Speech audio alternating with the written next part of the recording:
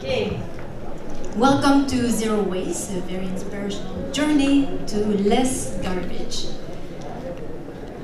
Long time ago, you would have asked my friends and my family back east, and you will say one word to describe Lynn, and everybody would have said, "Oh, green." I was a green girl, a green teenager, a green young woman, and then I got to study in '95 in the ecological waste management. That was very interesting, and I got hired to help businesses to reduce their waste. But in '95, basically what we had to do is to teach what was recycling, because that was a new concept. So then everybody was resisting the recycling, and then if you asked my parents and my friends what word would have been to describe me, they would have said green. Because it was not easy to convince people to just start recycling. Nowadays, it's so easy. We just, this recyclable, we put in the recycling, it's not bad. Now we talk about zero waste, it's totally different. For me, one day I saw a woman on the internet with that jar that everybody saw, a glass jar with, she's Bea Johnson with her 2 sons and her partner, and she claimed that this was her garbage for a full year. When I saw that, the green girl, me, I said, no way, it's not possible. It's, what the heck? I couldn't believe that. Then, but the little zero waste seed came inside me, but very, just there. And then I saw all those videos that you saw too probably about all the plastic in the ocean, so much floating in the ocean, and the beaches full of plastic and animals dying with plastic, and then, for me, that was the point. I was like, okay, I don't want to be a part of this anymore. I have to step it up and not just be the green girl, but just go further and go zero waste, and then the little seeds start to grow. But then how do you do that? And then I got a family, and it's with a kid, it's totally different. So what is zero waste exactly? People sometimes they got scared a long time ago because of the word zero. It's like zero waste. Then you're like, oh, okay, Nelson, how do you do that? No waste at all. It's not what is zero waste is all about. Zero waste is more to rethink the way you do things. That's it. I could finish there. It's to rethink the way you do things. It's actually to reflect and look at your garbage, because I don't have the same garbage as you and you and you. We all have different garbage. Some have kids, some have not, some are sick, we are all different. So then you have to look at your garbage and you reflect on what is in your recycling, and you reflect on what is in your food pantry and what is in your bathroom. So it's a lot of scary. In the bathroom, I couldn't believe it. I was like, all that stuff. Man, how come I have all that stuff? It's crazy. But you just, no guilt. The guilt is not necessary in that process. You just assess. Is that, okay, I have that much, all things. So then, zero waste is about not being fully 100% precise, but to do the best you can to change and to rethink and to change what you do. But how do we start? So we start, you probably saw that too. This is my zero waste sign, coming from my old dartboard. That I don't use anymore. So first you refuse, and then you reduce, and you reuse, repair, and you recycle, and rot. It basically is composting. Everybody saw that, but you have to put that in action then.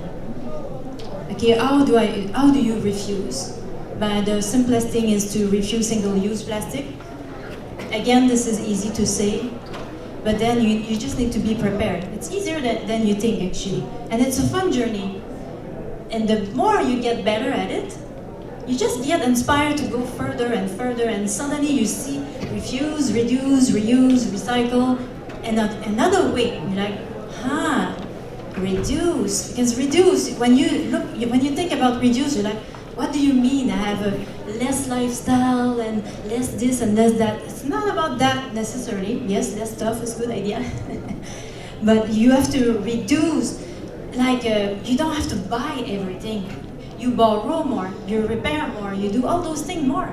It's very nice, and then you get to know your community very well. And in Nelson, there's a lot to offer. We just don't use them too much. We just like, oh, I'm gonna buy another one. And then when you buy new, you have more plastic. So all those things like that. So you reuse, you refuse, you reduce, and you reuse. That's the three most one. I'm not gonna talk so much about plastic recycling because, well, let's be honest, and we all know now, recycling is pretty much almost garbage most of the time. We, not necessarily, but we don't know, and so just to reduce your recycling too, it's a part of having less garbage, pretty much. Anyway, some people just say, oh, it's recyclable, cool, boom, put in the recycling, but then that item just did so many garbage just before it arrived to the store, and then we buy it and boom, in the recycling is this. It's actually when you just don't buy it, it's crazy how the amount of garbage you don't have. 1 minute? You said 15 minutes? So I will go very fast. You got a few more actually. 2 more minutes. Okay. I have to tell that I have a website to help you. It's called Slimmer Waste. It's a blog. And then I figure it out. I try to figure it out for you to do the dirty work. I do like everywhere you can do bulk and what to do, what to not do. So then you just have to read it, take your container and go. And choose. If you want to go to Safeway, you can go. I will tell you where to go. You don't have to go just to the co-op. I hear that all the time. So what do you have to do exactly in 1 minute? You have to switch from disposable to reusable. Wait. Oh, yes. And then... Might take a few minutes. Okay, thank you. And then, so switching from disposable to reusable is easy. So what is your garbage? Let's say, like I have to admit, I had feminine pad there, but they were not individually wrapped and they were organic cotton. And still, it's garbage. So now I have a reusable one made in Windell. So it's like, oh yeah, I went to see that girl in Windell. That's kind of cool. You just do like that. And then you keep a kit. This is also very easy. I don't know what you do. You drink coffee every day, you eat outside, whatever you do, you have to have your kit. Me, I don't have a metal straw because I don't drink smoothie. I don't go for the zero waste trend to have everything in metal and stuff. You just take what you have in your house. So then I have a little mug, a little water bottle, and something because my daughter is always hungry. So I always have something. If I need to buy a snack, boom, I put it there, and I don't have any garbage in my full day. And you bring your own. I tried so many restaurants. I don't know if some of you remember, like 2 years ago, I was like, I'm gonna try because I was so shy to bring my own containers to the sushi or everywhere, and they were all so happy that I'm doing it. Just one place refused me. I'm not gonna tell, but I'm still trying that place. And so do it yourself. Then when you declutter all your house, you just swap. So you're in your bathroom and you're like, okay. After that bottle of shampoo, no more plastic in my house. I bought the soap, shampoo soap. It's not so bad. That's what I'm using. And then you just make your own everything else. Like I'm gonna learn probably next week to make my own mascara. But in the same time, do I really need mascara? You always have to think, do I really need it? Well, yes, at my age now, I want a little bit of mascara. So I'm gonna learn to make it. So it's not about being hippie or this. No, it's just you make your own things. The whatever you don't want to buy anymore. And again, in Nelson, many people make projects that's so amazing. Start a compost. I heard so many people at my kiosk there that people was like, oh, I really wish Nelson will compost one day. It seemed very not easy for people to compost.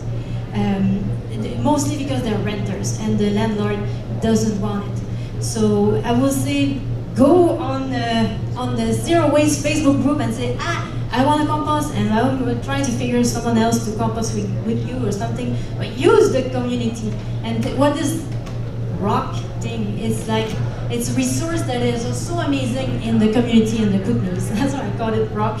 But it's actually because on the website, Cineways, I have a full map of every business and association that offers stuff for you. Like the Francophone Association, if you do a party, you just go there and you take a bin of dishes, already plates and everything, and you donate $2 and you do your party and you didn't buy anything. There's many resources like that. The toy library, it's so nice. It's free. It's many things. So I visit everybody and I just put them there, and I have to stop. It's so fun. It's very fun, and it's a rewarding journey, actually. So I really wish that today I'm inspiring to not just that little one seed that I had with Bea Johnson, but that's bigger. I would love to inspire you to take more action, and you're never wrong, really. See, I tried 3 different things of shampoo. I was like, oh, your beige again, but they were not fitting me. Now I know it takes time. It takes time. But please start that journey. It's very rewarding, and you just feel good because you're doing what your heart is thinking. It's all connected. It's all the same. So you go to a grocery with it, and everybody loves to do it. Sorry, Lynn, question for you. So if that's a list called Rock, how do we find that to get your list of all the resources? You go to slimmerways.com and then you Slimmerways.com. click on the map, and it's always changing. Great. Thank you.